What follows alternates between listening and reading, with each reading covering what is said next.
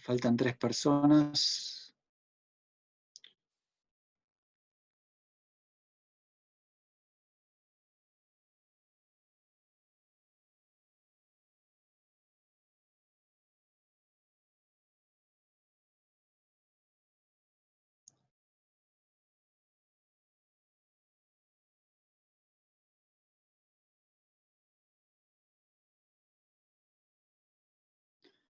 Dos personas.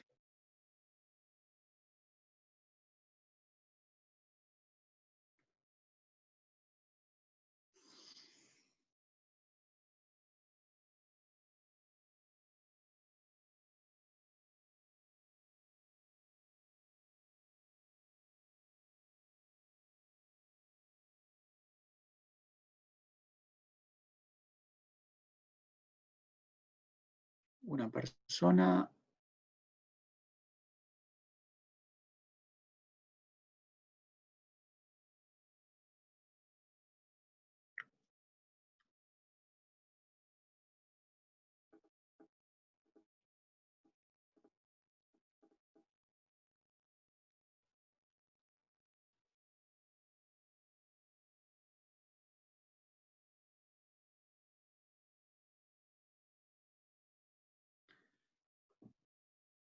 Bueno,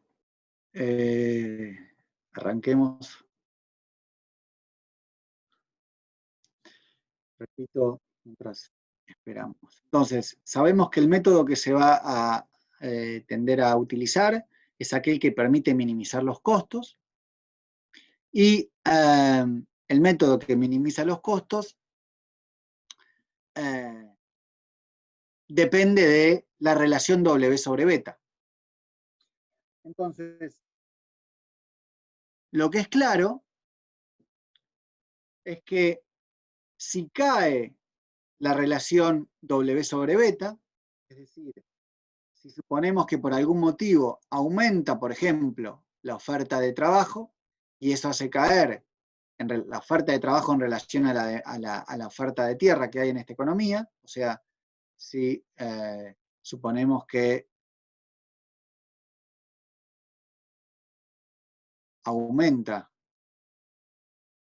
el cociente L sobre T de esta economía, y entonces eso por acción de la competencia, de nuevo, estamos suponiendo que cuando estábamos en una situación de equilibrio, aumenta la oferta de trabajo sobre la relación a tierra, eso va a generar un exceso de oferta de trabajo, dado el empleo de trabajo que hay.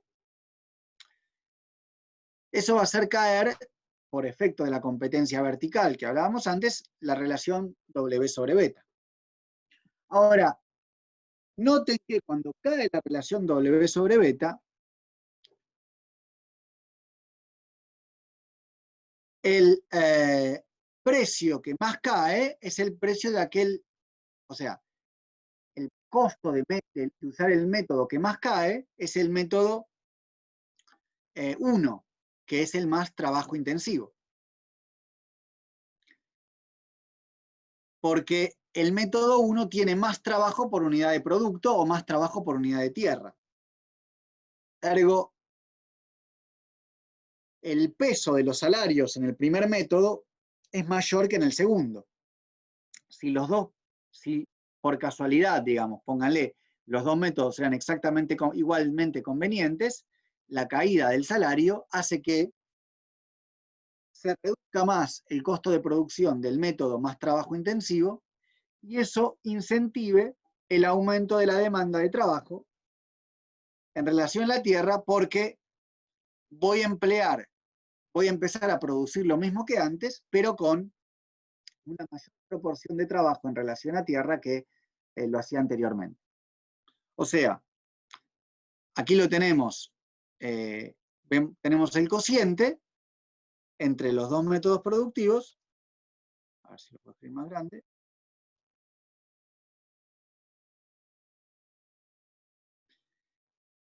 El cociente depende de entre el precio de los dos bienes, o sea, es el mismo bien producido con dos métodos distintos. Es lo mismo que sea el mismo bien o dos bienes distintos. Aquí estamos pensando que es el mismo bien. el costo de producción depende de los coeficientes técnicos y de W sobre beta.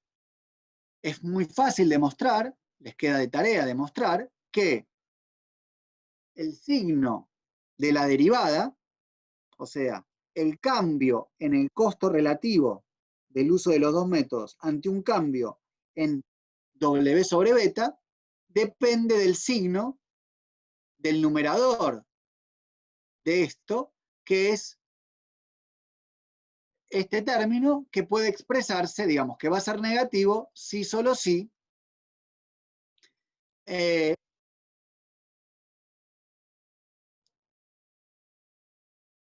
bien 1, bueno, en este caso vamos a hacerlo al revés, porque si no me contradice toda la explicación. Vamos a decir que el signo es positivo, es decir, la caída en W sobre beta genera una caída, o sea, un movimiento en la misma dirección del precio relativo. Recuerden, siempre le digo a mis alumnos de micro, pero se los digo a ustedes también, que derivada positiva no significa que aumenta, sino que numerador y denominador, digamos, del cambio se mueven en la misma dirección. Entonces, este signo va a ser positivo, es decir, caída de W sobre beta va a generar una caída de PC1 sobre PC2, si solo si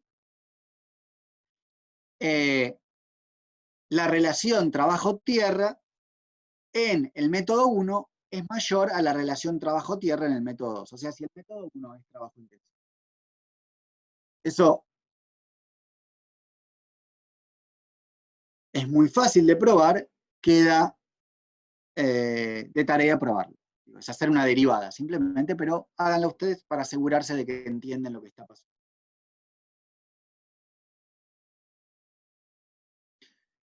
Entonces, si tenemos muchos métodos en el límite infinitos métodos, mayor va a ser la posibilidad de sustituir entre métodos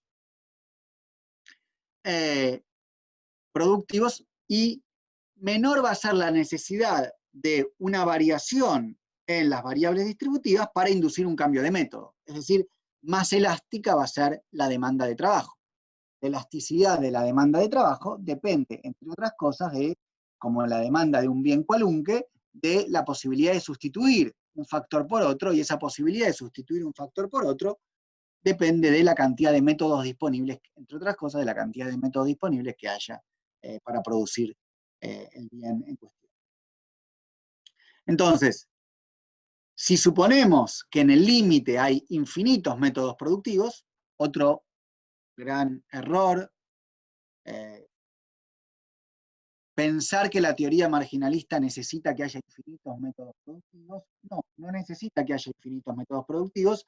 La idea de una función de producción, que es lo que resume la posibilidad de sustituir en el margen, digamos, un método por otro, no depende de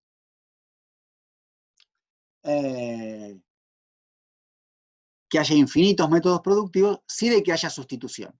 Es decir, es tan equivocado decir que necesitamos que haya infinitos métodos productivos como decir que la teoría marginalista, como se dice, como leí alguna vez por ahí, de gente que se supone que prestigiosa, etcétera, no puede prescindir de la sustitución factorial. Eso también es falso. Uno necesita asumir que haya suficientes métodos productivos, que no tienen por qué ser infinitos, pero una vez que hay suficientes, podemos aproximar la cuestión sin demasiada pérdida de realismo, asumiendo que hay infinitos métodos. Y esa posibilidad de resumir la cuestión a partir de la existencia de infinitos métodos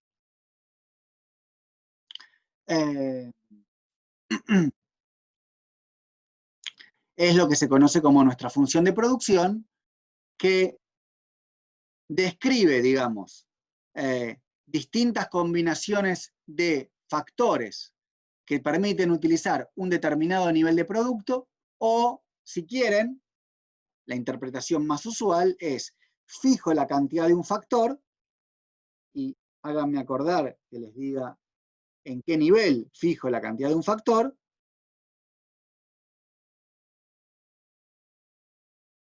por ejemplo, fijo la cantidad de tierra, aumento la cantidad de trabajo y voy incrementando el producto si suponemos que la tecnología es monótona y no hay free disposal, y hay free disposal, etcétera, etcétera. O sea, incremento la cantidad de factores a una cantidad de factor dado, eso me permite incrementar el producto a una tasa de crecimiento. Pero esencialmente lo que resume esta función de producción es la posibilidad de sustituir, digamos, de generalizar la existencia de estos métodos productivos que tenemos aquí.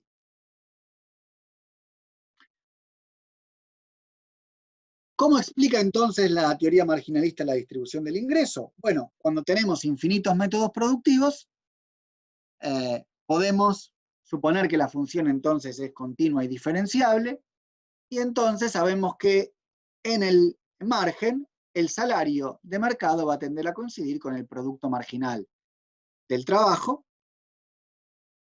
y la tasa de renta va a tender a coincidir con el producto marginal de la tierra. Si suponemos que son los terratenientes quienes organizan la producción, si suponemos por simplicidad que son los terratenientes quienes organizan la producción, en realidad podemos pensar que los terratenientes obtienen un ingreso residual.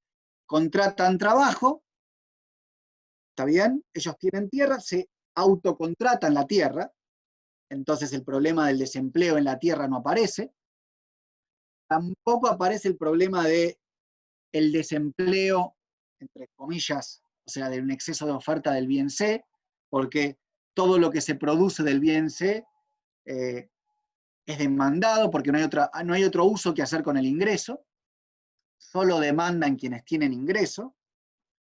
Entonces, no es que se produce al nivel de pleno empleo y solo demandan los que tienen ingresos, sino que se produce, las firmas contratan trabajadores, esos trabajadores que son contratados obtienen un determinado ingreso, y con ese ingreso la empresa paga salarios, y con ese ingreso los trabajadores demandan el mismo bien C que producen, y el resto es el ingreso de los terratenientes.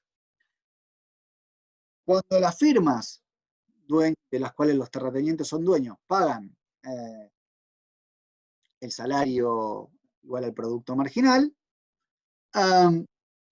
podemos derivar de esta curva de producto marginal. En realidad aquí deberíamos poner el precio del bien C, en realidad es la curva de valor del producto marginal, digamos, es el salario real igual al valor del producto marginal, pero si suponemos que el bien C tiene un precio igual a 1, la condición en términos monetarios o reales se cumple igual, y podemos derivar entonces la demanda de trabajo como una función de inversa, la función inversa del producto marginal que depende del salario. Y entonces tenemos nuestra conocida curva de demanda de trabajo que tiene pendiente negativa,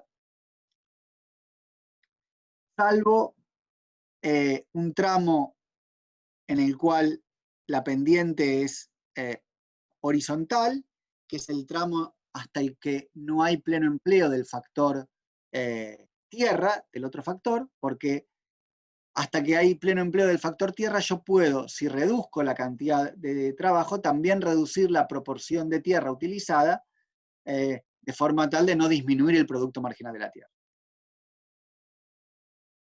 Pero eventualmente, cuando la tierra se encuentra plenamente empleada,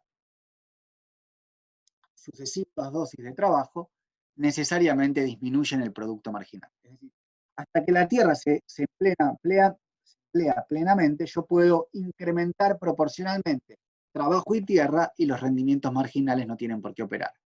Cuando la tierra se llegó al pleno empleo, sucesivas dosis de trabajo cambian la proporción trabajo-tierra, y ese cambio en la proporción trabajo-tierra, por accionar de los rendimientos decrecientes, hace decaer la productividad marginal del trabajo con las propiedades usuales que ustedes conocen de sus cursos de micro. Si esta curva de demanda, que depende del salario, tiene pendiente negativa, y asumimos una curva de oferta con pendiente, digamos, plenamente vertical, es decir, que compensa efectos ingreso y efectos sustitución, llegamos a un equilibrio único y estable en el mercado de trabajo.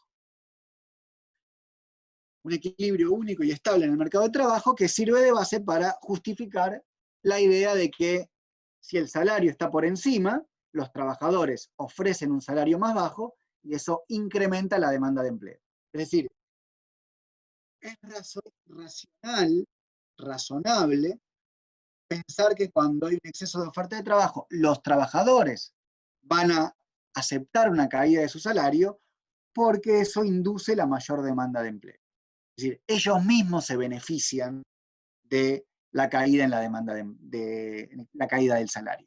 El salario individual cae, pero la masa salarial, si la demanda de trabajo es lo suficientemente elástica, o sea, si la cantidad demandada de trabajo aumenta más que lo que cae el salario, la masa salarial va a terminar aumentando. Y entonces los trabajadores como clase van a estar mejor.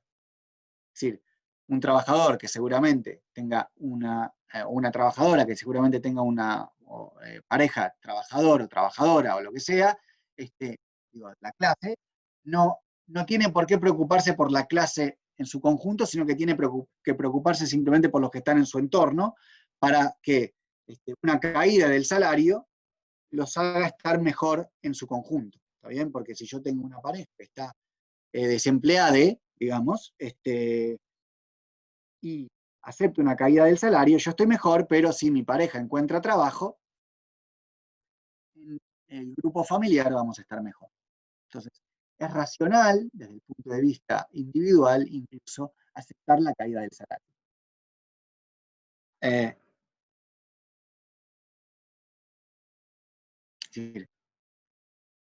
la existencia de sindicatos no solo es problemático para la teoría marginalista porque fija precios, o sea, salarios por encima del nivel de equilibrio, sino que hace difícil justificar su propia existencia. ¿Cuál sería el objetivo que tienen los trabajadores de unirse en sindicatos si ellos están mejor sin el sindicato? ¿No? Una teoría que se basa en la racionalidad individual, estrictamente individual, tiene que poder justificar ese tipo de eh, eh, razonamientos.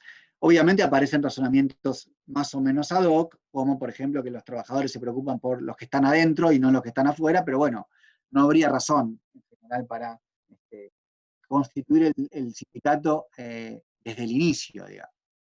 Salvo que sean malos, ¿no? Los sindicatos son malos y entonces lo que hacen es eh, bloquear la entrada, etcétera, etcétera. Pero, ¿para qué uno querría unirse a un sindicato si está mejor sin ellos? Desde el punto de vista de la teoría marginalista, es difícil de justificar.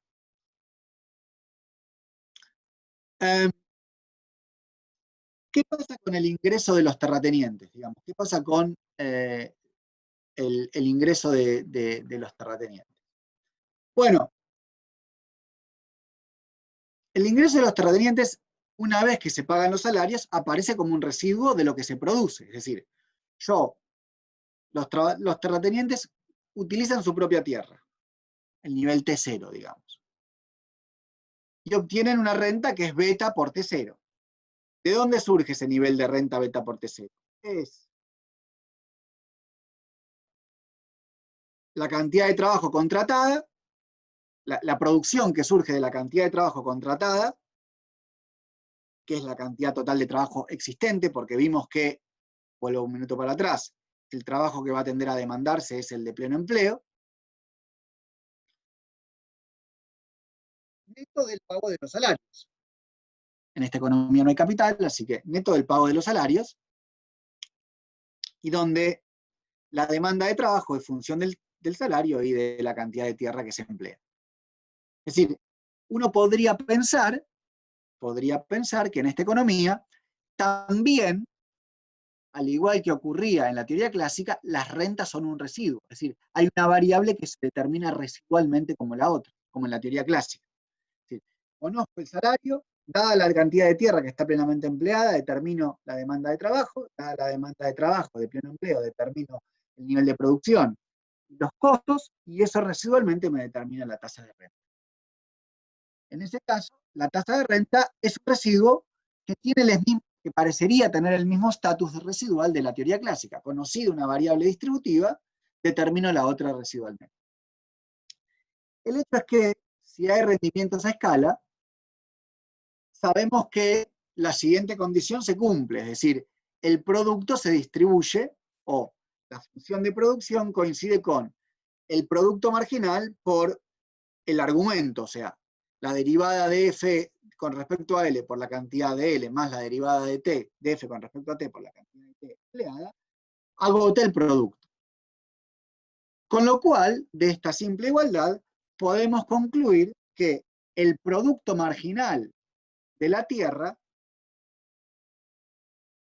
es, si reemplazamos FL por W, porque sabemos que a los trabajadores se les está pagando el producto marginal, coincide exactamente con F menos W por L sobre T, donde siempre son los niveles T, digamos, a veces me faltó, pero es la cantidad de tierra, siempre es la cantidad de tierra utilizada y la cantidad de trabajo utilizados.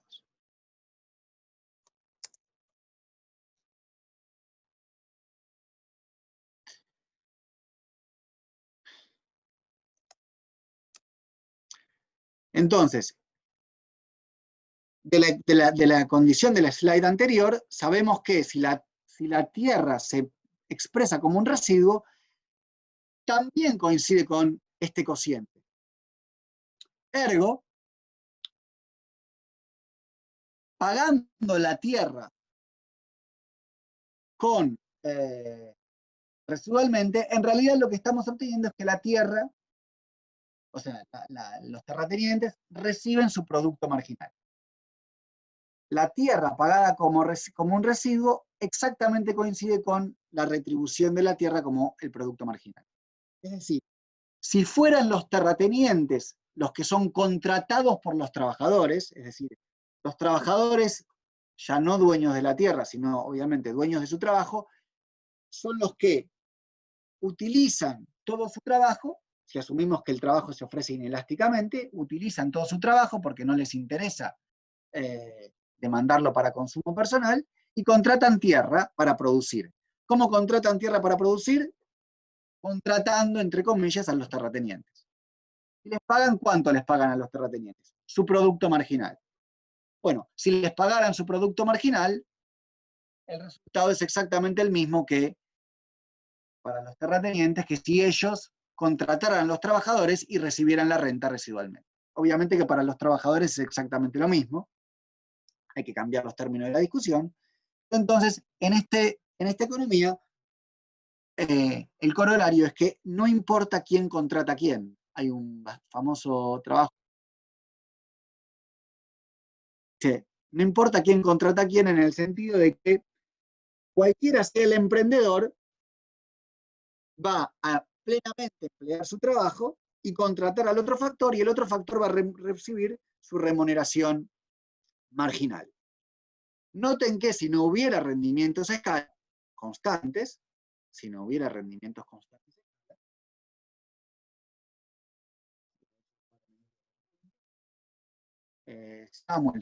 Samuelson, no me acuerdo el año del trabajo, pero el paper se llama No importa quién contrate a quién o algo por el estilo. El punto es que si hubiera rendimientos crecientes a escala,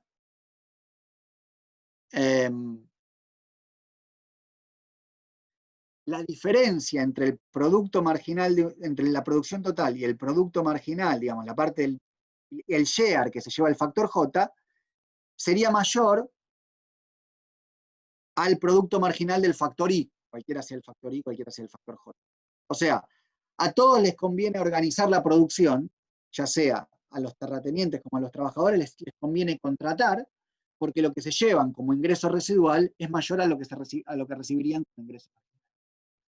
Si eso es así, nadie quiere ser contratado y la producción no puede iniciar.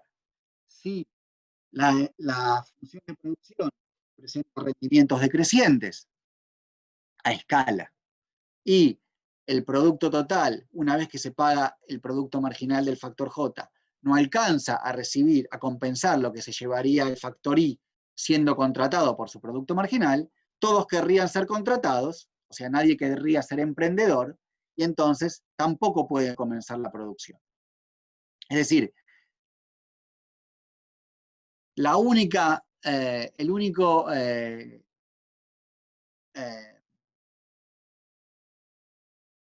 teoría, digamos, compatible con la organización de la producción, o el único tipo de rendimientos compatible con la organización de la producción que estamos viendo nosotros, es el de rendimientos constantes.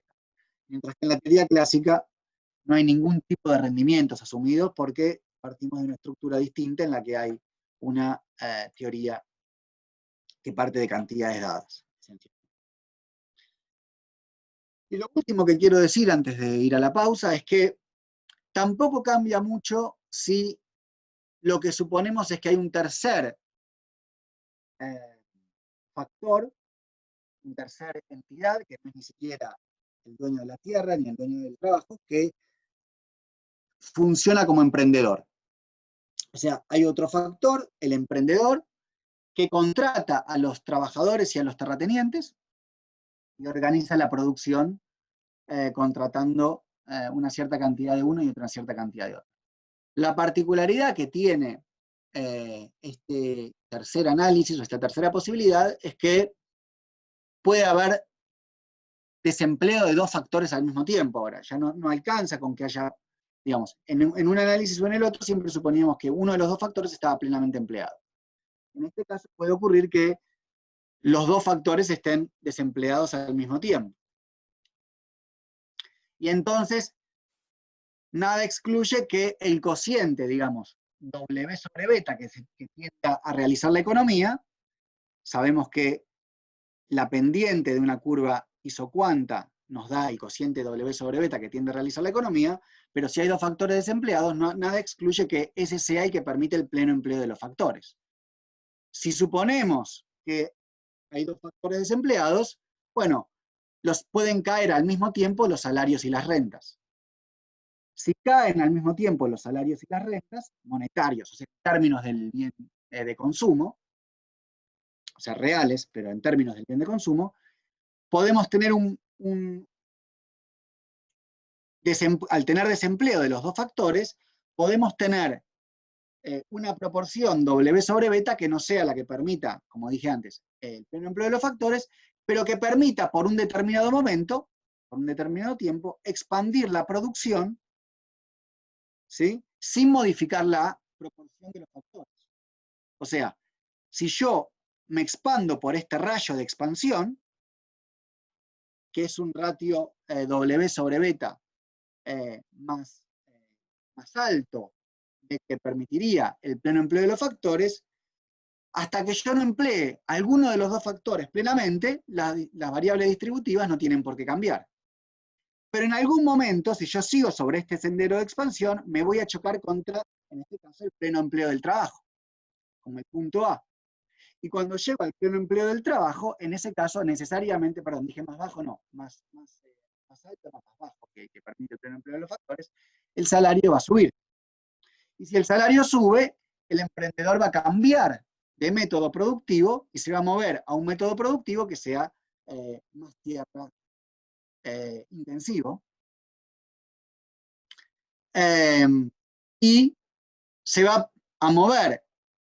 Entonces voy a volver a generar desempleo del trabajo porque me moví a un método más tierra intensivo, entonces produzco lo mismo que antes con más tierra. Me voy a mover en este sendero hasta que de nuevo llegue al pleno empleo del trabajo y de nuevo vuelva a subir el salario en relación a la renta hasta que eventualmente llegue al pleno empleo de los dos factores. Obviamente que, y esto porque por propio ajuste de desequilibrio, es lo que digo siempre, el ajuste en desequilibrio no se puede pronosticar con la misma precisión que las propiedades del equilibrio o de la posición normal. Obviamente que nada excluye que la renta suba muchísimo y me pase, digamos, y me choque eventualmente con un rayo que permite el pleno empleo de la tierra y no del trabajo, eso generará una caída, digamos, de la renta en relación al salario, que eventualmente me lleve hasta el sendero C. Puedo estar oscilando, digamos, de un lado a otro, pero eventualmente voy a converger al punto que tiene el empleo. Entonces, no cambia sustancialmente el análisis pensar que hay un tercer factor o un tercer agente, el emprendedor, que organiza la producción, salvo la posibilidad de considerar que hay dos factores que están al mismo tiempo desempleados.